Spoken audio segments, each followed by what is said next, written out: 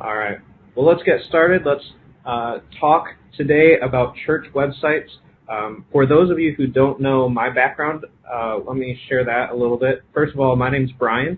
I'm the producer of Church Juice, and my goal is to help you and churches throughout North America energize your church communications. So giving you practical advice, tools, resources. I do a lot of consulting with churches across the United States and Canada, all for free, and I love being able to do that. Before I was here in Grand Rapids at Church Juice, I did a couple different roles. I started out in full-time ministry as an adult in communication and in helping our church, our growing church, with their communication and marketing, and then that evolved into several different roles where I oversaw communication the entire time, but I actually allowed my wife to take over communication under me and in my team. From the church, my wife and I moved on. I did design for church websites, a company that does church websites, for about a year and a half. And then last July, I started here at Church Juice as part of Reframe Media, and I've been here ever since. We moved from the Detroit area to Grand Rapids last fall, and I am excited to talk about websites with you today. So let's dive in. Again, if you have any questions throughout the webinar, there's a column on the side there that's labeled Q&A. Throw it in there. At the end of the webinar, we'll make sure to leave room for questions and get to as many of those as we can in the time that we have. So let's dig in. The first thing, and the reason why the poll that you saw was, does your website have a clear audience, is because if we're building a website, the first thing that we need to do is to identify who our audience is. So what you'll notice in today's conversation is that when it comes to building a website for your church, there's a whole lot of work that needs to go into basically everything before actually getting to the website. So there's a whole lot of pre-work that needs to get done for a website to work well and to really accomplish what you're wanting it to accomplish. So the first thing that we want to do, we'll talk about 4 different things today. The first one being identifying your audience. So who is coming to your website is essentially what you're asking. Having an audience in mind helps clarify the purpose of your website. So what that means is more than just, but including, knowing if your website is going to be geared toward your church members, or is it going to be geared toward potential visitors for your church. Having an audience in mind goes even a step further, and we'll dig into this a little bit more. But when we know who our audience is, then we can clarify what we're building a website for. So before we talk about design, before we talk about what content needs to be in there, we need to know who we're speaking to. Knowing your audience also means that you can build a website that meets their needs, because the more you know about who's coming to your website, the more that you can talk about the things that matter to them most. And when we do that, that means that we are tailoring the content on our website and the design of our church website. It is tailored to that audience specifically. You're meeting their needs, and you're helping speak to them in a more clear and appropriate way. So one way that we do this is we build personas, and we'll talk about this, but the idea of building personas is basically you create a fictional type of person. When you know your audience, you can do this. And building personas gives you the center, it allows you to center your website on a person or a group of people. So as we talk about building personas, what I mean by that is really this. An effective persona is something that is a persona that group for your website. It expresses and focuses on the major needs and the expectations of that most important user group. It also gives a clear picture of their expectations and how they're likely to use your church website. An effective persona aids in uncovering universal features and functionality. So what do we need to be in our website? When we have a persona or this fictional person or person type, it allows us to realize what functions, what features, what integrations we need to be in our website, and so that helps us build the website correctly. Last, an effective persona describes real people with backgrounds, goals, and their values.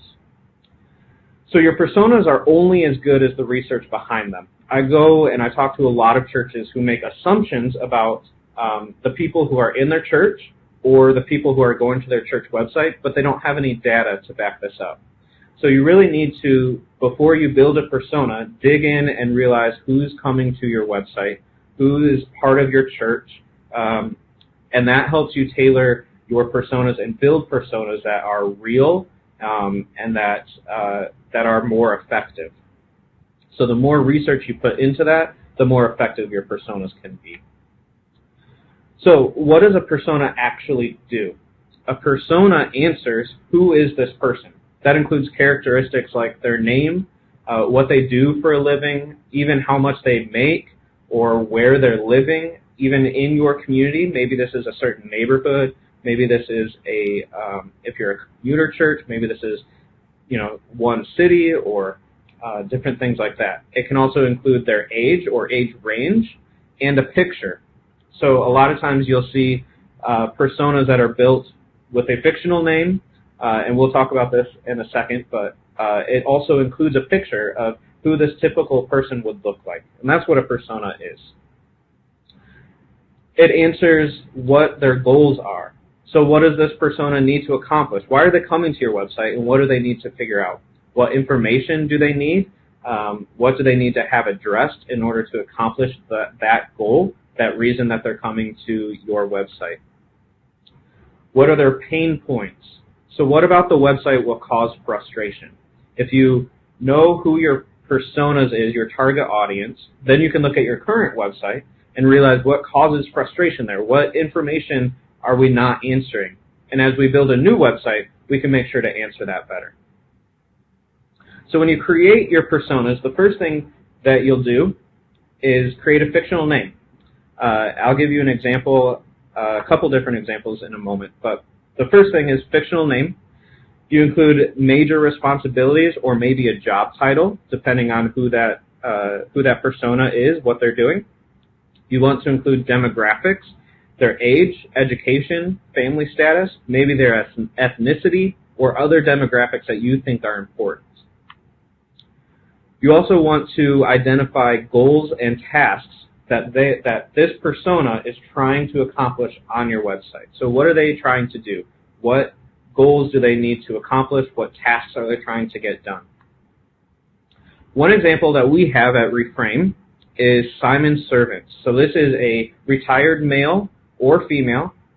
Typically they are 71 years or older. As far as demographics go, they have a fixed income. Because they are retired, they are usually also grandparents. In fact, being a grandparent and retired is one of their identifiers. So they are finding ways to keep busy. Their goals are a legacy of faith. They want to make the most of the time. They know that their time is running out, so they want to make the most of what they have left in this earth. Being useful, and institutions that they've invested in. So we have 6 different programs at Reframe Media. The primary programs that Simon's Servant would appeal to is Today Devotion, Groundwork, our prayer team, so a 7th program I would say, and Family Fire. So building a persona means that we know who is coming to our website. We know who we're trying to identify and who we're trying to meet the needs of. So as we do more research on who's currently going to our website, who's currently visiting our church, who makes up our church, we can create personas just like this that help us identify and help us meet the needs in our future website for this specific audience. So your audience, the more you have a specific audience in mind, it helps you clarify the purpose of your website. So when we say that we want to meet everyone, I'm in Grand Rapids. So if we say that our church website wants to meet the needs of everyone in Grand Rapids, that's very generic. So that means that everything we put on our website is going to be pretty generic. But the more specific that we can be, the more we can clarify the purpose of our website, the more that we can tailor our website and the content and the visuals there to meet their needs. Like I said earlier, content and design can be tailored to the appropriate audience, and the more you know about them, the more you can do that too. And we talked about building personas and how that gives you a center that your website can focus on, or a group of people that your website can focus on. And when you use real data, you know your audience better. Once you know your audience, you can start creating content. So that's really the next step. As we research, as we dig into who is coming to our website, who we're trying to focus on, then once we know that, once we build these personas, and you only need as many personas as you think you need. So what I will do right now is share a handout for Reframe's personas. So I just shared that with you. It is a document that we have with a list of different personas that we have created that that our different programs try and reach, or that we are targeting and speaking to. So once you know who your audience is and you reach them and you build personas around this identified audience, you can start creating content because you know what they need, you know what questions they have, you know how to answer those better. And so that's really the reason for creating personas. And that's when we start creating content. So the next thing that you'll want to do is, after you identify your audience and then create the content surrounding that audience, is you need to choose a content management system, or a CMS. There's a lot of them to choose from. So I just want to point out a few different things that is important to think about. And then we'll talk about a few different options, but there are so many options out there that that really what I want to do is help you explore a little bit. So the first thing that you want to do is have a price point in mind. How much are you willing to pay? How much are you budgeting for a website? What do we need out of a website? Those types of things all point to a price. You can spend as little as $0. You can spend tens or hundreds of thousands of dollars on a website. Most churches are obviously on the lower end. We want to spend basically as little as possible. And so those are the types of options that we're going to go over. But have a price point in mind. What are we willing to pay? Is this a reasonable amount? What can we afford? Those types of questions. Next, know your experience and support level. If you know that you know nothing about church website, or about websites, about design, about anything that deals in the technical aspect of a website, so you know that you're going to need more support, then that means that you need to probably find a CMS or a platform that can help support you better and help you make a great website, reaching your audience for the price that you can pay, but you don't have to learn coding or anything like that. Another thing to think about is, what integrations do you need? So do you have a church management or a database that you need to integrate with, like Breeze or like Planning Center or Church Community Builder? What other integrations do you need? Do you use MailChimp? Do you use other things that you would like your website to work with so you don't have multiple systems and databases? So identifying those and then figuring out what CMSs can meet those needs. Then make sure that you explore your options. Like I said, there are tons of options out there, so make sure that you are exploring all of them. Find out what works best for you, for your church, for your experience. Some options, there are, like I said, literally hundreds out there, and each does something a little bit different. So it's really what meets the needs of your church better, and your price point, and meeting your audience's needs. So some general website platforms would be WordPress, which is a content management system that is free, but you still have to pay for things like probably a theme to design your website, hosting for your website, those types of things. So there are costs involved, but technically WordPress is free. But that usually means more work on your end to make sure that that looks great. Wix is another option that is a what you see is what you get, or drag and drop type platform. Squarespace is another option that a lot of churches use, a lot of businesses use. It's pretty simple to use and to explore and change designs, things like that. If you're looking at any of the more general website platforms, make sure that you're looking for nonprofit pricing too. Usually most of these companies will have like 50% off or something for nonprofits, so make sure that you're looking for that. There are also church-specific platforms, CMS options, that deal only with churches and ministries, which means that you get a more tailored fit for your church. So some that I would recommend looking at would be Ministry Designs, Faith Connector, and Nucleus. There are a lot of other options out there, and if you have questions about those, feel free to definitely reach out to me and I can answer those for you.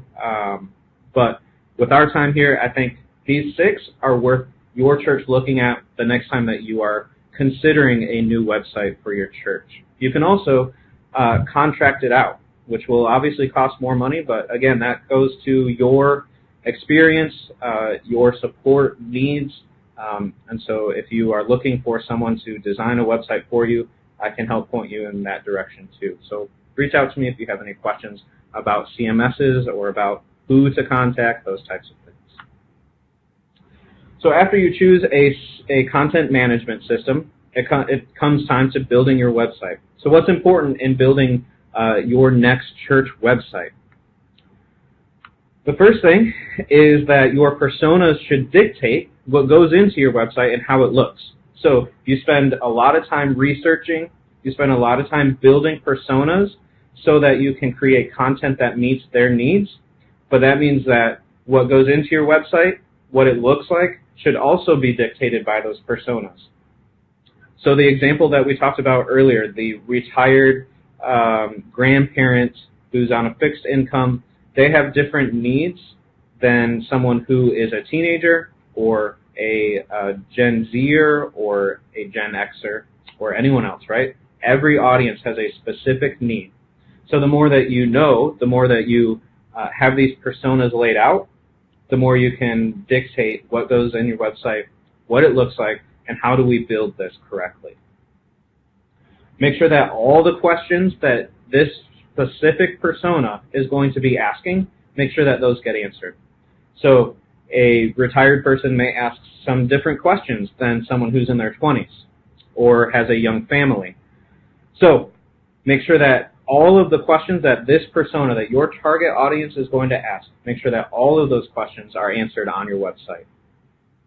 For your home page, make sure to keep it simple. A lot of churches try to put too much onto their home page. Make sure to just keep it simple. Large visuals are great, simple information, and make sure that it's only the basic needs for the website. Now, a lot of people think that they need to put a lot of information on their website because they don't know how to get people to stay on the website or to dig deeper. The way to do that is to use call to actions or buttons, basically. So you give the service times for locations, for different service styles, whatever, click here. So less information on the home page, use a button, a call to action, and dive them into the website deeper. So making sure that your home page is simplified means that people will dig into your website to get more information and to answer more questions. And you can use call to actions to do that well. On your subpages, you need to make sure that all of those questions get answered. What do I need to wear? What do my kids do? What do you have for senior citizens? Again, based on your persona, all of those questions are going to look slightly different. So make sure that the questions that persona, that person that's coming to your website that you're targeting, make sure that those all get answered using the subpages. Not your home page, but the subpages.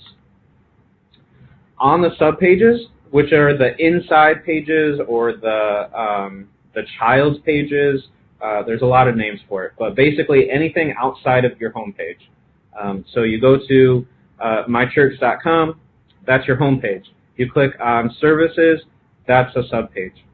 On the subpages, you want to make sure that there's a balance of content, making sure that you're answering questions, but also visuals to help break it up and keep people involved, keep people intrigued with what's on those pages too. One thing to keep in mind as you're building your website is that anyone should be able to find any answer within 3 clicks. So if they have to click more than 3 times to figure out where your church is located or any other question that they may have, that's too much. The more people click, the less engaged they will be.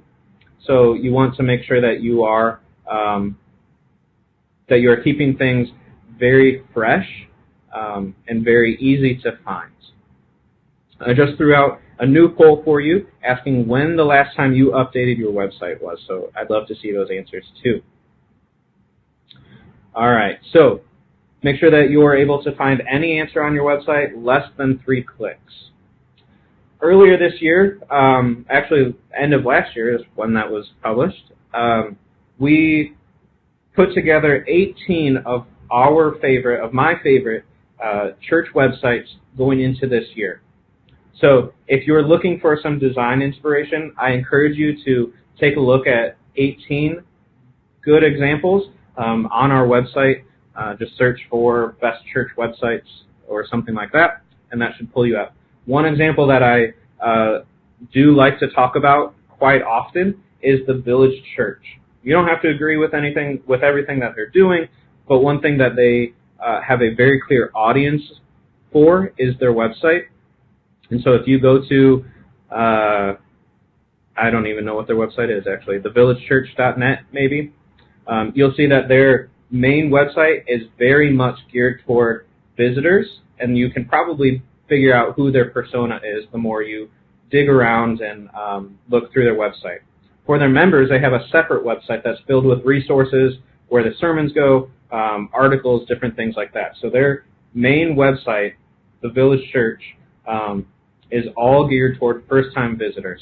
And so that's a great example if you're looking for some inspiration or trying to figure out what should my audience look like, who am I building this website for. Check out some of those 18 good church website examples. So we've talked a lot about building your audience, finding a CMS, how to design and build your website. The last thing that we need to talk about is really what happens after the website goes live. So refreshing your website means that your website is not done when it launches. So when your new website goes live, you spent probably months and months building your website after you've created your audience and your personas. After your website goes live, you're not done. Your website can never be finished. It's always a work in progress. It's something that always needs to be updated. So the best thing to do is really make it someone's role, whether that's on staff or a volunteer. But make it someone's role to regularly update your website. And that may, based on your church, that may look differently. But that's something for you to decide. And really what I think is a good practice is to have one person in charge of making sure that everything is updated. So as soon as an event happens, it gets taken off the website. Or as soon as something becomes outdated, then that content gets updated. That can be a volunteer, that can be a staff role. That's really up to your church and how much time you think needs to go into it. A website should be refreshed or redesigned every 2 to 3 years. So if you're spending $1,000 on a website this year, you're going to have to do it again in another 2 to 3 years. The reason for that is not because you need to have a hip-looking website all the time, but web design and technology is changing so quickly that if your website is older than 3 years, it's outdated.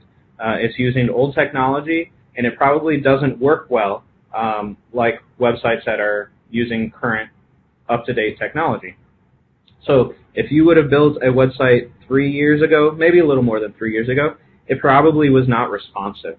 which means that you had to have either a version of the website for mobile, or it just didn't look good at all when someone looked at it on their phone. But as you know, because you probably do it yourself, most web traffic, more than half, is coming from mobile devices. So if you don't have a responsive website, which means that your website responds and reorganizes based on the size of the screen, then you're using old technology. So it's time to update. So because technology is changing so often and so quickly, it's important that every 2 to 3 years, your church updates its website. You redesign it. Maybe you reevaluate who your target audience is every couple years. Maybe you reevaluate who your CMS is every couple years. Or maybe you just give it a fresh look and make sure that you're using up-to-date technology.